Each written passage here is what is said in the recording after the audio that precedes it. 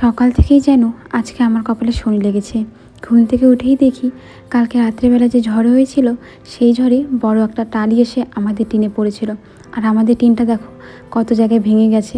কপাল ভালো যে পুরোটা ভেঙে আমাদের মাথায় পড়েনি। তো যাই হোক, সেটা আমাদের ঠিক করতে হবে। এটা তো গেল একটা খারাপ দিক। ঘুম থেকে উঠেই দেখতে পারলাম যখনই রান্না বসিয়েছি তখনই গ্যাস শেষ হয়ে গিয়েছে। 5 দিন আগে বুকিং করেছি, এখনও পর্যন্ত গ্যাস আসেনি। এমনিতেই আমাদের বাড়িতে সকালে রান্নাবাড়ির প্রচুর তাড়াহুড়ো থাকে। 8টার আগে আমাকে সব রান্না কমপ্লিট করতে হয়। আজকে আমার কোনো রান্নাই করা হয়নি। গ্যাসের মধ্যে আমি শুধু চা বানিয়েছিলাম আর পাস্তা।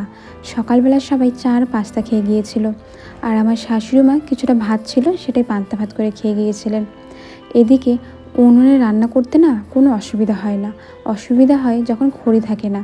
কারণ বাতা বুতো দিয়ে কতটাই বা রান্না হয় বলো। ভালো মতো খড়ি থাকলে তাহলেই কিন্তু রান্না করতে সুবিধা হয়। তা যাই হোক, পেট তো আর মানবে না, আমাদের খেতেই হবে, সে যতই কষ্ট হোক না কেন। তা ভাবলাম যে এই খড়িগুলো আছে, এগুলো তো কালকে রাত্রে বৃষ্টির জন্য ভিজে গিয়েছিল, আজকে টুকরা টুকরা করে রোদে দিয়ে রাখলাম। যদি শুকিয়ে যায় তাহলে রাতে রান্নাটা করতে বেশি কষ্ট হবে না। যেই রান্না আমি 8টার মধ্যে কমপ্লিট করি সেই রান্নাই আজকে আমাকে 10:30 পর্যন্ত করতে হয়েছিল। একবার উনুন জ্বলছিল তো আরেকবার নিভে যাচ্ছিল। আসলে আমাদের তো মাটির উনুন নেই, সেই জন্য দেখো ইট জোড়া লাগিয়ে রান্নাটা করেছি।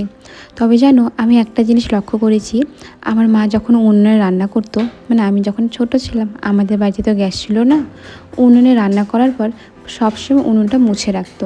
এই জন্য আমিও যখন উনুনে রান্না করি আমিও উনুনটা মুছে রাখি। যেমন আমরা গ্যাস মুছে রাখি ঠিক তেমনই। এদিকে ঘরের কাজগুলো করতে আজকে অনেক দেরি হয়ে গেছে। রান্নাবাড়ির কাজ করতে, বাসন ধুতে ধুতে তো সে বেলা চলে গেল। তারপর ঘরে গিয়ে বিছানা গুছিয়ে ঘর মুছলাম। ডাস্টিংয়ের কাজ আজ আর হলো না।